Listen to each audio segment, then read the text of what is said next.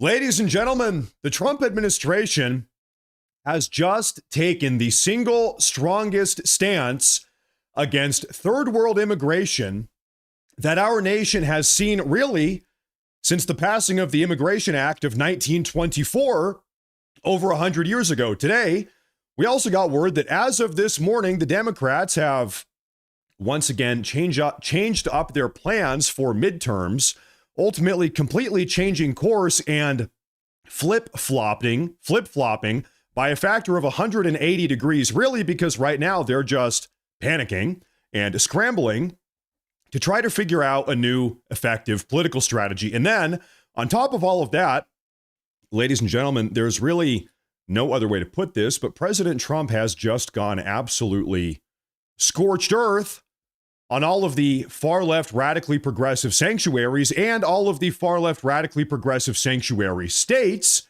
And so right now, ladies and gentlemen, pretty much the entirety of the far left is having a complete and total meltdown. So ladies and gentlemen, today is going to be one hell of a show. Do me a favor, make sure to like, subscribe if you are new here. It really helps a lot. We are live, of course, right now on Rumble as well as on YouTube. Ladies and gentlemen, what do you say we kick off today's show? We have a lot to talk about. First off, earlier this morning, we got the absolutely breaking, phenomenal news that the Trump administration has now frozen all foreign visa processing indefinitely, permanently, from 75 individual countries across the world, including Somalia and Nigeria. Also on the list is Yemen, Afghanistan, Iraq, Egypt, Iran, Russia, Thailand, and more. We have a statement from Secretary of State Marco Rubio. Ladies and gentlemen, 75 countries, complete and total travel ban. When we say visa ban, we're talking vacation visas, travel visas, work visas, student visas, every single type of visa. Gone, shut down. Let's hear what Marco Rubio has to say, and then we're going to really add some context here. Our visa system, okay, who you allow to visit your country should reflect the national interest. We said that from the very beginning. It was one of the directives that we got from the president. It's one of the things he ran on. And so our visa process basically is, and there are some times we'll deny people visas because of activities they've undertaken overseas. Other times it's people that have visas but are in the United States doing things that run counter to our national interest. That's right. And the law gives us the right, and in fact, I would argue the obligation to remove people like that from our country. And we're going to continue to do it. I mean, it's as simple as that. I mean, sometimes somebody comes in and says, oh, I want to come in as a student. They're here as a student, and then once they're here, they're involved in nefarious activity. We're going to remove them from the country. But maybe they're here as a researcher. Maybe they're here as, I don't want to say journalist because you guys will get upset, but, it could be anything. These are visitors to the country. A visa is a visitor. It's not a right. By the way, we deny visas every day all over the world. People will go to an embassy, they'll sit for an interview, and the consular officer will deny them a visa because of something that came up in their record, because of something that came up in their interview, whatever it may be. So if you have the power to deny someone a visa before they get one, you most certainly have the power to revoke it once they get one and then do something they shouldn't be doing. So there's a variety of reasons why visas are denied, but all of them are because it implicates our national interest or national security in some way. And so the Trump administration has decided that it is not in our national interest to accept people from these 75 individual countries around the world. And once again, listen, this is not just new visas going forward. No longer in the future are we giving these people visas or not giving these people visas. That is the case, but it's also these people that are already in the country currently on active visas now from these 75 countries. Folks, they are having their visas revoked. In total, Trump has just shut down right around 1 million visas per year and also already actively in the country right now that were being given out to immigrants from these 75 countries. Now, let's get some numbers on the table here. I think you folks are going to like this.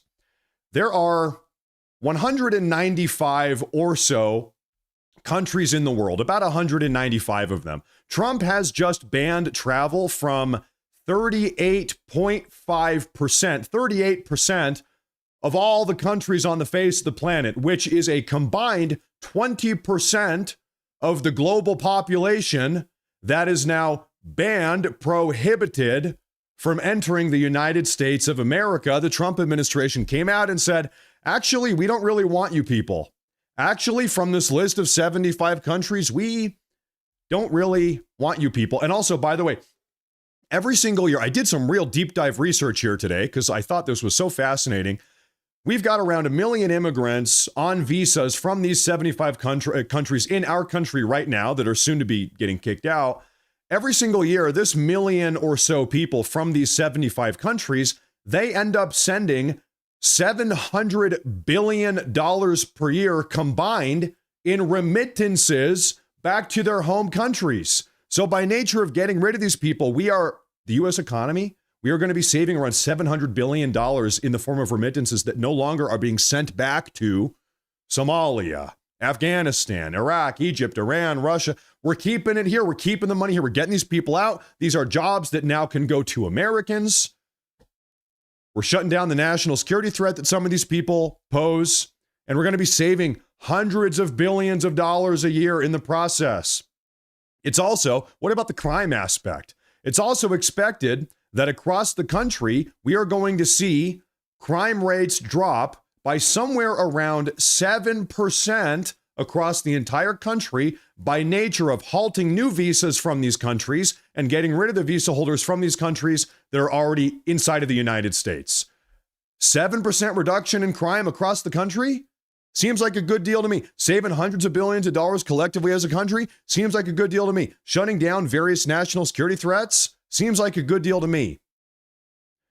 We have a little bit of extra input here. The United States is pausing all visa processing for 75 countries, halting visas for all nationals and revoking. In fact, I want to go through the list here. This decision will take effect on January 21st and will remain in force indefinitely. I would suppose this will remain in force until the next time a Democrat is in the White House. Is Donald Trump going to go back on this? No. If J.D. Vance is president for 8 years after Trump, is he going to go back on this? No.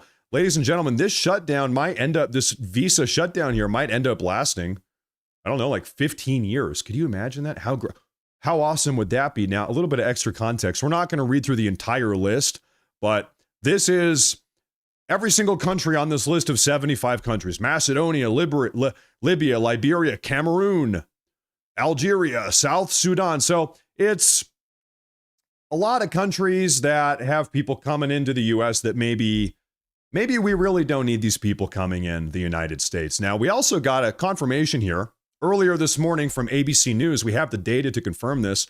For the first time in at least half a century, the U.S. has experienced negative net migration in 2025, according to a new report. I looked into this. This is the first time that our country has had negative net migration since 1965. This is a big year in U.S. history, 1965. A lot of change happened. The Hart-Celler Act, Civil Rights Movement, Civil Rights Act, Voting Rights Act. 1965, for those of you that have been around a while or that are historically aware, that was a big year. 2025 is the first time we have had net negative migration since 1925. Now, by the way, between 1924 and 1965, this is the World War II era. This is the baby boom. This is the 1950s and early 60s, kind of the glory days of America, a lot of people say. Similarly, between 1924 and 1965, our country had, for about 41 years, we had negative net migration for 41 years during the glory days of America. So, hey, just keep that in mind, something to think about. Now, ladies and gentlemen, yesterday, we saw, in fact, we talked about this on yesterday's broadcast, we saw the Congressional Progressive Caucus, of which Ilhan Omar is the deputy chair, come out and push for the complete and total abolition of ICE. Here's a recap. This is what she said yesterday. We're going to talk about this again today because we have some breaking news. And so today, I am glad to announce that the Congressional Progressive Caucus has adopted an official position to hold ICE accountable. Our caucus members will oppose all funding for immigration enforcement in any appropriation bills until meaningful reforms are enacted to end militarized policing practices. Now, I looked into specifically what Ilhan Omar is demanding alongside her Congressional Progressive Caucus. They are demanding that ICE stop conducting immigration enforcement operations altogether. So it's a curious dynamic. She's saying, hey, listen, we're not calling for the abolition of ICE necessarily, just as long as ICE stops apprehending and deporting people. As long as ICE stops deporting people, then ICE can stick around. It's like, well, that's what ICE does. That is their sole purpose. So pretty much you are demanding the complete and total abolition of ICE. Let's just cut to the chase here. The Congressional Progressive Caucus is calling for the complete and total abolition of ICE. And they're going to try to shut down the government and cancel the funding. They're going to do every single thing they can to make this happen. Now, I did some research here, ladies and gentlemen. I looked into this Congressional Progressive Caucus, and as it would turn out, 3 out of the 5 leading members of this Congressional Progressive Caucus are actually immigrants themselves. And of course, this includes Ilhan Omar herself as well. Now, of course, okay, you guys know I'm not some unabashed immigrant hater. I don't hate every immigrant for no reason. I'm not nonsensical. However, I do have a problem with immigrants coming into this country and then attempting to open up our borders, attempting to abolish ICE, our federal immigration enforcement officers, and then attempting to flood the country with tens of millions of new third world immigrants. That I do have a problem. When I look at Ilhan Omar, I almost look at she's almost a Trojan horse. She is an immigrant herself. She comes in, she says, hey, everybody, I'm one of you. I'm an American just like you. Elect me. I'll represent you in Congress. And then she gets in Congress and she says, and now we're going to open up the border. And now we're going to abolish ICE. And now we're going to accept another 100 million immigrants from the third world. We're going to bring every single Somalian into the country. It's like, wait a minute. What are we doing here, Ilhan Omar? What exactly is going on here? It's almost like that. And, you know, what is perhaps most curious about this entire dynamic, like I said, right now, the Democrats are actually flip-flopping. They are losing their minds because earlier today, one of the nation's most prominent left-wing think tanks actually came out and had this to say. You're not going to believe this. I couldn't believe it when I read it this morning. NBC News translated, Democrats have been warned to stop saying stuff they believe out loud before the midterms. Take a look at this. Democrats need to drop the, quote, abolish ICE political slogan if they have hope of winning back the majority of Congress. A center-left think tank is warning. The think tank is called Third Way.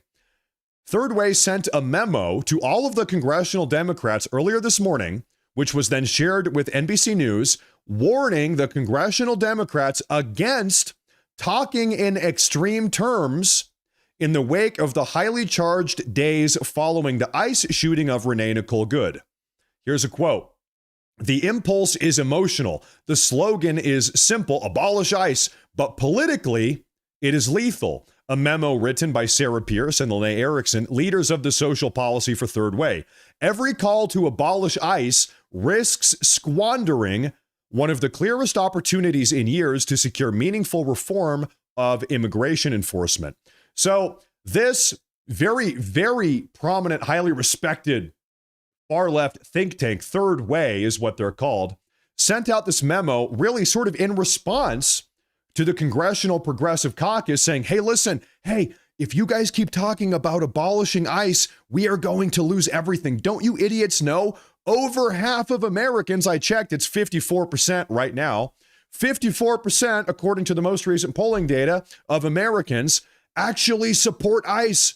Americans overwhelmingly support ICE. So if you Democrats in Congress, Congressional Progressive Caucus, if you guys come out, Ilhan Omar, idiot, and say, we are going to abolish ICE, well, then we're going to lose the midterms. You're going to make the Democrats lose midterms. So, hey, listen, shh. Listen, we got to change our approach. They're being very sneaky.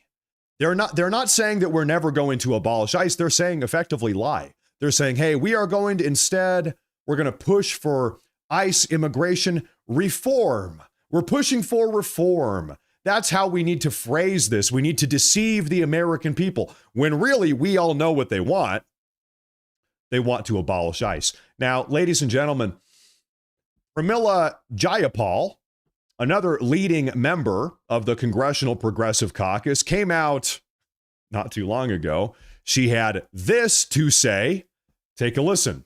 The majority of Americans across the country, regardless of political party, know that immigrants from all over the world, Somalia, India, wherever they're from, Latin America, Africa, that immigrants have built this country and make this country what it is today. Immigrants from all over the world. And by the way, she is one of the 5 leaders of the Congressional Progressive Caucus. Immigrants from all over the world. Somalia, for instance, or India, for instance. Really everywhere. The Democratic Republic of the Congo, why not? From everywhere, built this country. Okay, once again, fun fact, up until 1965, at which point our immigration protocol was tossed out the window. Up until 1965, you folks know this country was 90% ethnically European. When we say immigrants built this country, it's like immigrants from Europe. This is just an undeniable fact. Up until 1965, this country was, seriously, it was about 90% ethnically European, 9% descendants of African slaves, and about 1% Hispanic, 0.001% Asian. So that was the ethnic makeup of the country. When we say immigrants built this country, it was immigrants from Europe. That's just a statistical fact. Then beyond that, she said immigrants from Somalia built this country. So I looked this up. I was very curious. I said, how many Somalians did we have in this country prior to 1965? Can anybody guess? How many Somalians, what percent of the US population was from Somalia prior to 1965? Well, it's hard to get data on this. The best number I could find, in the year 1965, we had 57 individuals from Somalia. 57 in the entire country. In 1965, this country was built by Somalians. The best number I could find was we actually had 57 Somalians in this country. Perhaps 57 too many. Perhaps it should have been 0. But so when we say I'm not exactly sure if Somalians built this country. In fact, it seems like they weren't even really in this country until recently. It was really in the early 90s, following the whole Black Hawk Down Somalia Civil War dynamic, that we brought in Somalian refugees, and a lot of them landed in Minnesota. Now, Ilhan Omar said something late last night that is perhaps the most incompetent thing that I have ever heard in my entire life. I want you to take a listen to this. I do want to say real fast, folks, if you are new to the show, do me a favor, like, subscribe. It really, you cannot even believe how much it helps. Hit that like button, subscribe on Rumble and on YouTube. Thank you all very much. This is a one-man show. It's just me and you. It's us. Thank you very much. And Ilhan Omar, take it away. They have not been able to tell us what is the purpose for this search. They haven't been able to produce any evidence that they are finding people who are undocumented, who have committed crimes. Almost every single person that they have information and shared information with us has been someone that has already been adjudicated and was already in prison. And so there's no way to justify what they are doing. It is unleashing complete terror on the residents of Minnesota. According to Ilhan Omar last night, there is no way to justify this massive surge of federal officers, federal immigration and law enforcement officers into Minnesota. In fact, the Trump administration, they have yet to prove that they are even arresting anybody violent. We don't have any violent or crazy criminally delinquent immigrants in Minnesota. What are you talking about? Well, this is just a lie. By the way, the Trump administration, just like 3 days ago, maybe 2 days ago, released a list of hundreds of names of the most heinous, absolutely criminally insane immigrants in Minnesota that they have actually apprehended just in the last 2 weeks. Here are a couple photos of some of them. Now, this is a very graphic list, so I'm going to skip around some of these words.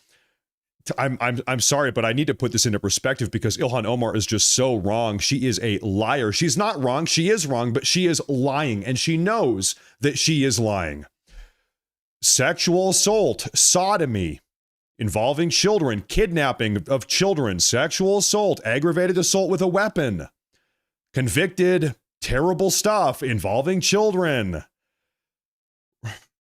It's like these are the worst people. These are demons. These people are demonic, is what. Convicted of homicide of a child.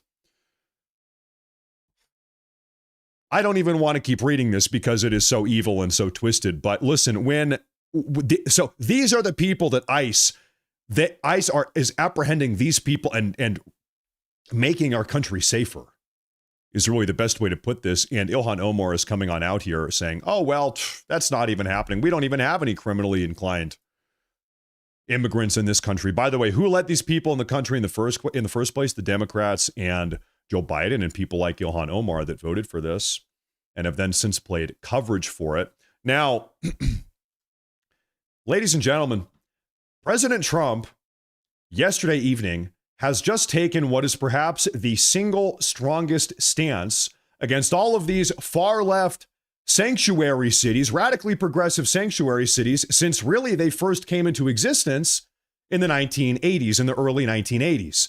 Now, as many of you know, for well over 40 years now, these sanctuary cities have effectively been operating in direct and open defiance of the federal government, specifically federal immigration law, for almost 50 years now. But as of today, we actually have a president who is willing to finally put an end to all of this far left belligerence.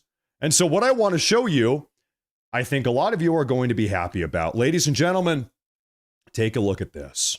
Posted by President Trump himself early this morning, he said, and I quote, "Effective February 1st, no more payments will be made by the federal government to the states for their corrupt criminal protection centers known as sanctuary cities. All they do is breed crime and violence. If states want them, they will have to pay for them on their own. Make America great again." Now, to add some extra context here, President Trump, we have more context, more news has come out about this.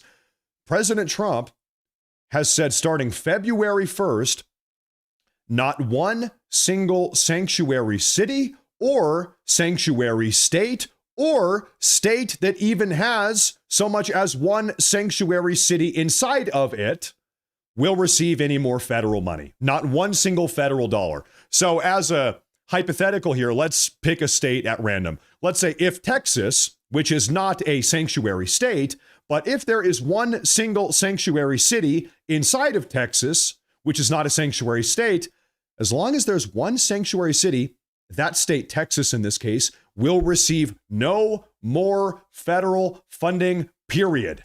If it's like a mathematical equation, if you have sanctuary state, then you do not receive federal money, period. That's the equation. It's over.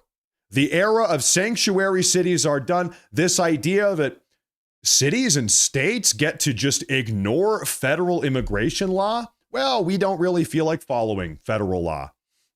In fact, we are going to aid and abet and harbor and siphon off tax money to these illegal aliens, these invaders.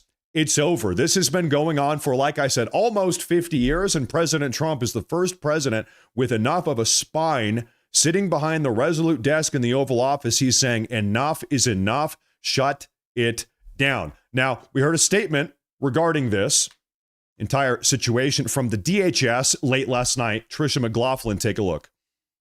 I think the American people should know when we talk about our sanctuary city, what are we talking about? First and foremost, their state and local law enforcement are not allowed to engage with our law enforcement when our law enforcement is being assaulted, impeded, or obstructed. They're not allowed to answer calls for backup. That's why we see those growing violent crowds around our law enforcement as they try to enforce operations on the ground. But it also means, and this is so important, That our law enforcement officers are not allowed into the jails in Minneapolis. So we have murderers, we have rapists, we have child pedophiles. I mean, Dana, just look at this. An individual who was charged and convicted for murder of his 3-month-old son from Guatemala. That's one of the guys we've picked up. I don't want these people deported. I want them executed. I'm just going to be honest. Known and suspected terrorists, an individual who was convicted of perpetuating human slavery. Those are the individuals who have been in these jails in Minneapolis, 470 of them, and yet Tim Walz has released them back onto the streets of Minneapolis to re-perpetuate the crimes. That's why we have to be out there in full force to make sure we're finding these individuals and we are apprehending them so they don't terrorize more Americans and make for more victims. So on one hand, you're hearing from Ilhan Omar and Minneapolis Mayor Jacob Frey and Governor Tim Walz that, well, we actually don't even have any criminally delinquent illegal aliens. All of our illegal aliens are totally peaceful. And then the DHS is like, actually, you've got illegal aliens that are engaging in human slavery, that are killing their own children, that are engaging in domestic terror and dealing narcotics. And it's like, you actually have the worst of the worst people in your state. And this is why it is so important that these ICE raids are successful, that we continue to increase the rate at which we're deporting these crazy people from our country. Now, we have another statement as it relates to all of this from everyone's favorite, Stephen Miller. Take a listen to this. States is never going to make a decision about what to do or what not to do based on how it might upset the violent left-wing insurgents. His obligation, what he is supremely committed to, is enforcing and upholding the sovereignty of the United States. I'm familiar with the video that you're referencing, where a mob of Somali refugees swarmed ICE officers, and the profound contempt this refugee population that has built this nation has for our country. He said bilked, not built. They did not build this nation. They have bilked this nation, meaning they have been stealing from this nation, just to be clear. Our flag, our law enforcement officers. And what I would just say to reassure your audience, to reassure you, is that under the new federal surge that has taken place and the additional assets that have been put in place under President Trump's direction, under Secretary Noem's leadership, we now have the resources we need, not only to protect the safety and security of our ICE officers and our border agents and their operations, but to begin the work of identifying, disrupting, and dismantling these insurgent networks. As you mentioned, they're very coordinated. They have ICE spotters and ICE watchers. Yeah. They use chats to communicate with each other, to identify the location, and then they train their insurgents on how to block ICE vehicles, how to try to free arrestees, and then they dox ICE officers, they follow them home, they follow them to where they sleep at night. So again, it's a sophisticated insurgency involving a large number of radicalized, extremist, violent left-wing operators stoked by the Democrat Party. The resources and strategy is in place now, and you're going to see significant numbers. There's already been in the recent days a huge increase in arrests of domestic insurgents, but those numbers are going to increase. And I just want to put this back to the American people. You said it, Laura. Americans voted in a landslide to uphold the sovereignty of this country. Americans, by overwhelming majorities, oppose mass Somali fraud. Americans, by overwhelming majorities, just oppose Somali refugee resettlement in principle. So the public is behind this. Minnesota was once a pristine state. Perfect education, no crime, no unrest, no violence, and then they ruined all of it, Laura, and President Trump is saving it. It is true. Minnesota used to be one of the top states in the country. Educational attainment, your capacity to buy a house and raise a family. Minnesota used to be one of this country's great states. And just after one or two administrations of far left, radically progressive politicians, it has completely, this state has been ruined. And my heart pours out for the good, actual patriotic Minnesotans that have had to deal with this. They've been living under the boot and the thumb of these radically progressive nut jobs. Now, I'll tell you something. Has anybody ever stopped to think, why don't we see any of these crazy riotous protests like you're looking at right now? Why don't we see scenes like this coming out of Florida, Louisiana, Idaho, Texas, Tennessee, any red state? Why not? You want to know why? It's because local law enforcement works with ICE. Local law enforcement says, hey, listen, yeah, ICE, we got a violent, crazy, illegal alien over here. We've got one in the jail cell. You can have him, take him away. Makes our job easier. Hey, we're going to help you over here. We're going to share resources. We'll back you up. If anything crazy happens, we got your back. And so by nature of that support from local and state law enforcement, you don't have any of these crazy scenes like we have seen in Portland or in California, in Washington, on the streets of Seattle, or now, namely, in the streets of Minneapolis and the Minneapolis suburbs, really all across Minnesota. It's because these sanctuary cities and sanctuary states, the far left radically progressive leadership, they have given the police, state and local, stand down orders. Hey, do not work with them, do not support them, do not back them up, do not share information. If ICE is in trouble, if there's a violent riot or mob surrounding them, you need to stay hands off. Do not get involved. And so that is what leads to these situations we've seen in all of these blue states where they escalate into sometimes violence and just total anarchy and mayhem. Now, speaking of far left radically progressive politicians, earlier this morning, we heard from perhaps the most famous, infamous sanctuary city mayor in the country right now, Mayor Jacob Frey. And I'll tell you what, he just got absolutely cooked this morning on Fox News. Take a watch. Just look at some of the videos, Mayor Frey, that we have seen of these protesters, many of whom you have praised. You've called them heroes for being out there exercising their First Amendment rights, but they've gone farther. They're blocking the ICE operations. They're thousands take a look at some of the videos. You've seen these. I'm happy to look at videos. I've seen it happening live. Watch this. So, do you want...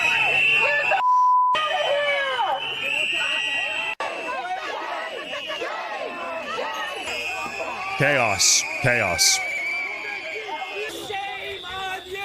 Shame! Shame! Shame!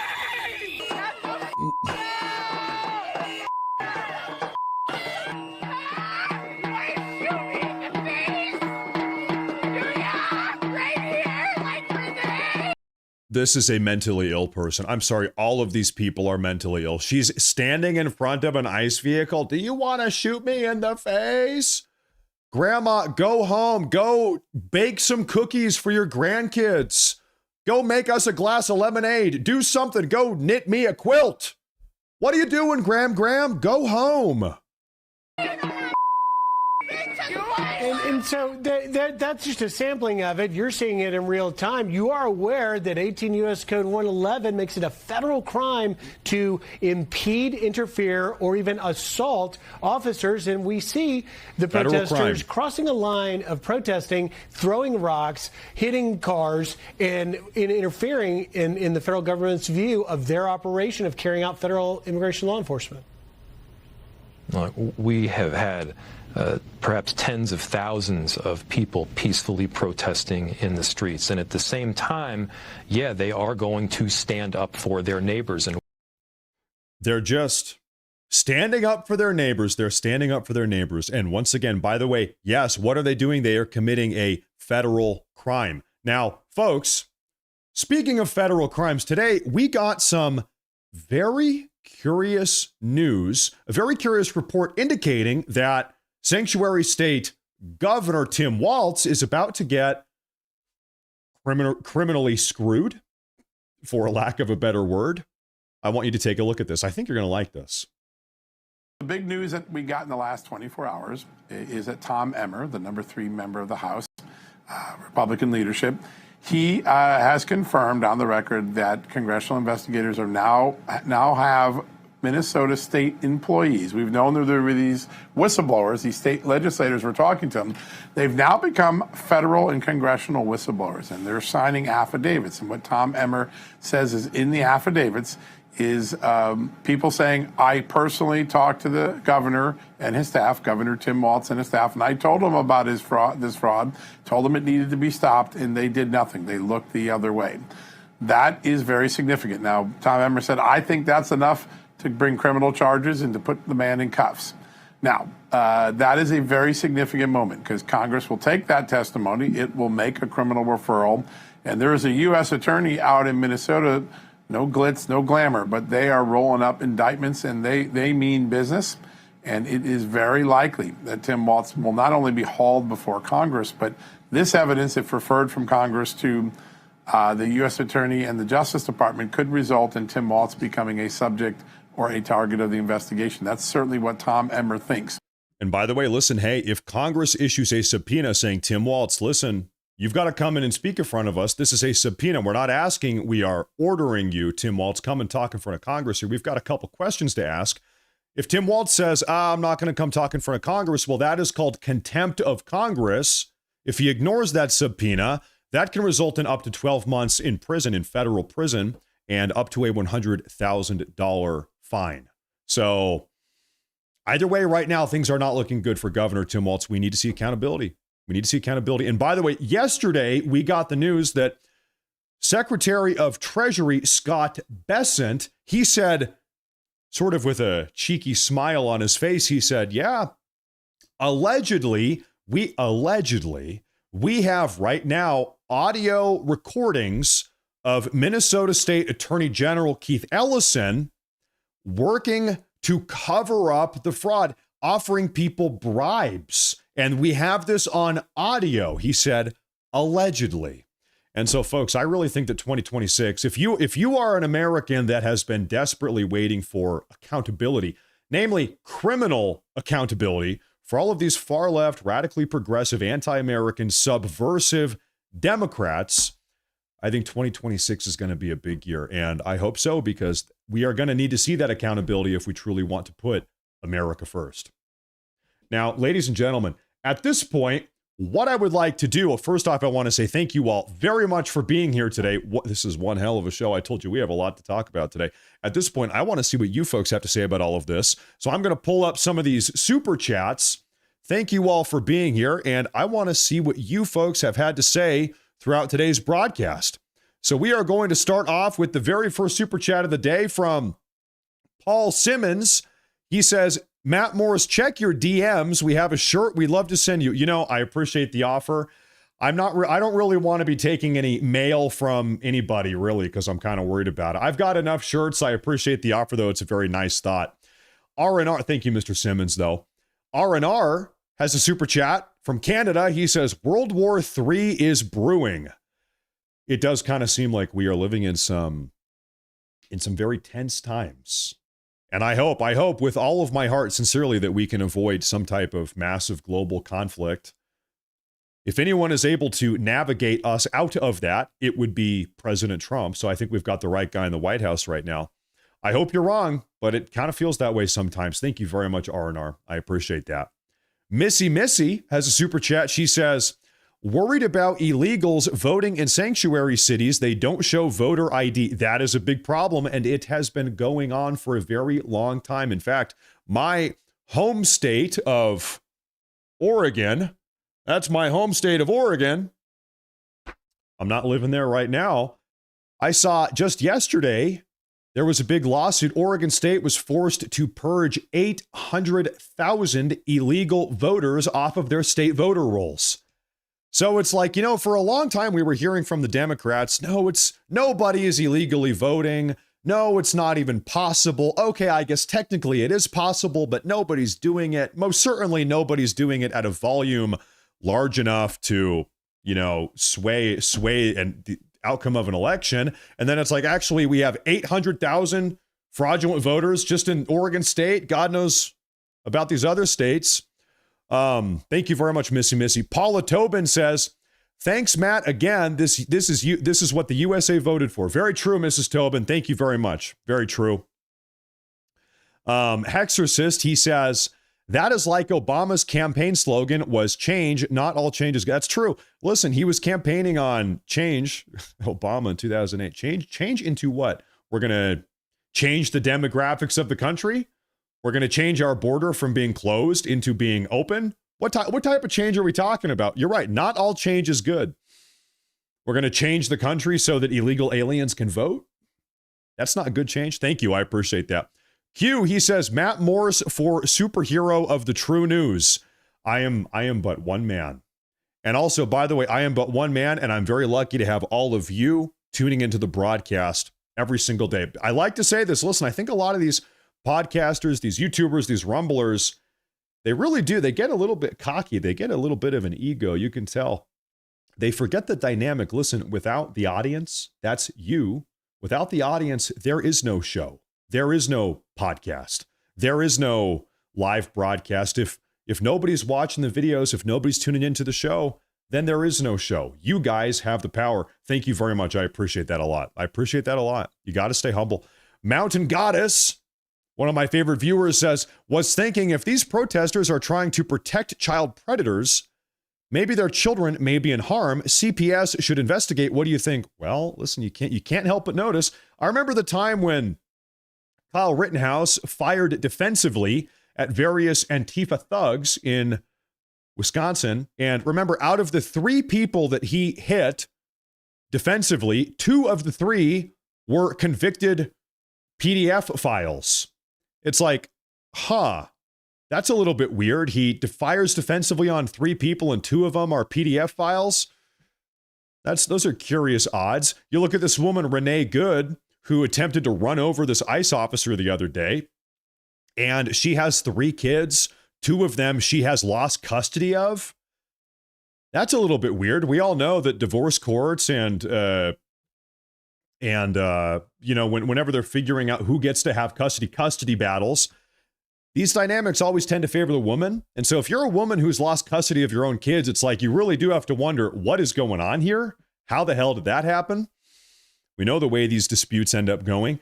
Thank you very much. I appreciate that. You can't help but notice there does seem to be a trend. Thank you very much. Lamborghini Fishing, he says, Afrikaans, South Africans count as Republicans. We know all about immigrants and have to be our own police. I'll tell you something. A couple months ago, President Trump offered refugee status, asylum status to a bunch of white Boer South African farmers. There was an anti-white genocide that is unfolding in South Africa right now. And so Trump said, hey, bring them on in. If they want to come over, we'll take you. I don't have a problem with that at all. I might piss off some members of the audience here. I do not have a problem at all. These people seem to be hardworking, respectful, family-oriented, industrious people. They're not criminally inclined. They are genuinely facing a genocide. I've got no problem bringing in South African, white South African farmers. Doesn't bother me at all. Bring them on in. Thank you very much. This is Ace Jack. First Bush brought Somalians to Minnesota in the 90s. It was George H.W. Bush in the early 90s. That is the case. And then Clinton doubled down on it. It's been an ongoing problem. Thank you very much. BIT, believe it too. He said Ilhan is referring to Sharia law non-criminals. I think that's what she would like. She would, if she could, she would replace the Constitution with the Quran. That'd be my bet. Papa Flippin' Smurf, he says, not a party without ice. You can't spell nice without ice. Thank you very much. Thank you, Papa Smurf. Don Sturgis, he says, between channel and True Life News, I get 100% non-biased truth. I commend your effort. I share on YouTube and X daily. God bless you. You know what? Can I say something real quick? I can go and check on my Rumble and on my YouTube analytics. I can go on the back end. I can see all the data. And I can tell that you guys are sharing my broadcast on Rumble and YouTube. You're linking it around. I see some of you are sending it to your friends on Facebook or on X. Some of you are emailing it to each other. That really does help. I see that. I appreciate that. There is a word of mouth component to this community, to this broadcast, and it really does help. I really sincerely appreciate that. Those of you guys are certified members of the Morse Force. Okay, it is undeniable. Thank you very much. I see that. I want you to know I see that and I appreciate that. I recognize that. Thank you very much. You help a lot. Helps a lot. Troy Leonard, Mr. Leonard, he says we should be taxing those remittances at 75%. It is straight up theft from the American people. You say 75. I don't want to one up you here, but what about 100? But what if we don't even tax it? What if we just prohibit it? You know what? We're not going to tax it. We're just going to prohibit it. We're going to shut it down. Thank you very much. By the way, did you know that, let's talk about India. 5% of India's entire economy is in the form of remittances coming from the US. One out of every $5 circulating in India is being taken from our country in the form of remittances. Indian workers, namely H-1B on H-1B visas, being sent back to India. That is insane. That is nuts. This is intolerable. Shut it down. Shut all of it down. That is insane when you put it that way. Now, this is Phoenix Ash's level up. He says, I'm glad Arizona is a red state and will remain so. I hope so. I hope so. God bless the Arizonans. This is Fire Tire. He says, really makes one wonder how many of these crazies are teachers or healthcare workers. Oh, a lot of them. Oh, yeah, a lot of them. Listen, my kids here are just about at the age where they need to start going to school. And so my wife and I, we've been looking at local schools. What's the local school district like? Private school in the area, maybe Montessori or Christian school, or we can homeschool. My wife is still home. We can homeschool. And so we've been looking at the options because, and by the way, as a parent, you need to, these days, you need to weigh your options with what type of school your kid is going to, because yeah, depending on your school district, okay, there's some weird stuff going on. There's some very weird stuff. And I think we all know what we're talking about. You go walk in your, kindergarten classroom and they've got a Black Lives Matter flag and a transgender pride flag. And it's like, this is a kindergarten classroom. These kids are 5 years old. What in the living hell are you doing here, teacher? So yeah, you're right. You got to be careful as a parent. You got to do your due diligence. Okay. It's not like how the country was a couple decades ago. Things have changed. These people are nuts. Thank you very much. This is My Story Is Not Over Yet. He says, did you see the ICE agent suffered internal bleeding in his torso? Thanks for all you do. I did see that. Wow. Can you folks in the audience imagine that this ICE agent who fired defensively into the vehicle, he suffered internal bleeding in his abdomen? That's so weird because I was told that he didn't get hit by the car. So I'm trying to make sense of this. I was told by every single Democrat in the country that this guy didn't even get hit by the car. So then how did he have internal bleeding? Man, that's so weird. It's not, something isn't adding up here. I just am not smart enough to make sense of it though. I'm stumped. No, by the way, and of course, thoughts and prayers for this ICE agent. I saw that him and his wife and his family, they have had to go into hiding. I don't know, maybe now they're in the witness protection program or something. They've been relocated. Him and his wife, his beautiful wife and their kids or whatever. I don't know what they have, but they've had to be relocated. They are in hiding because now you've got these far left, like death squads, literally. They're trying to hunt this guy down and kill him. It's insane. It's nuts. These people are psychotic. They are psychotic. We have another super chat here from Phoenix Ash's level up. He says, Californians flooding Arizona have been trying so hard to make Arizona sanctuary state. I'm so glad they have failed. Wish us luck. This is the problem with people from blue states. Oftentimes, these people are totally disconnected from the consequences of their own voting behavior, right? You know what I mean? They vote in a bunch of far-left, radically progressive policies in their own state, California, Oregon, Washington. And then they say, man, what happened to my state? There's homeless crackheads and gang members and Tren de Aragua drug dealers everywhere. My state has gone to hell. And I have no idea why. I know what I'm going to do. I'm going to move to Texas. I'm going to move to Arizona. And then once they get to Arizona, they say, all right, well, let's go ahead and turn Phoenix into a sanctuary city. We love sanctuary cities. And they never actually understand that it is them. They are the locusts. They are the plague bringers. They are the ones causing these problems in the first place. But like I said, they are totally detached from the way they vote and the consequences that it brings about. They're just, these people are incompetent, totally incompetent. Now, everyone, I think that I am on top of all of the super chats here. I think so. We have a super chat here from the Pastor Mike. He says, always a pleasure hearing the news from you, brother. Thank you, Pastor. Thank you, Pastor Mike. Thank you very much. I really appreciate that. Thank you very much. Everybody, I want to say thank you all, especially today on a Wednesday morning. Thank you all very much for tuning into the show. I will be back. This has been our early morning broadcast. I will be back this evening at 5 p.m. Western, at 8 p.m. Eastern. Folks, we are doing daily doubles, 2 live broadcasts every single day. So I'll be back in 6 hours, right in time for you folks to start to miss me. I'll be back. I timed it out perfectly. Everybody, thank you all very much for tuning in. The super chats, the support, the commenters, the people sitting back, enjoying the show, everything. Everybody that liked and subscribed on Rumble and on YouTube. Thank you folks very much. I'll be back this evening and we're going to keep on breaking it down. A lot of good news today. Undeniably, a lot of good news today. Thank you folks. And until I see you next this evening, God bless, stay safe. And I'll see you before you even realize I left. Thank you, everybody. See you soon.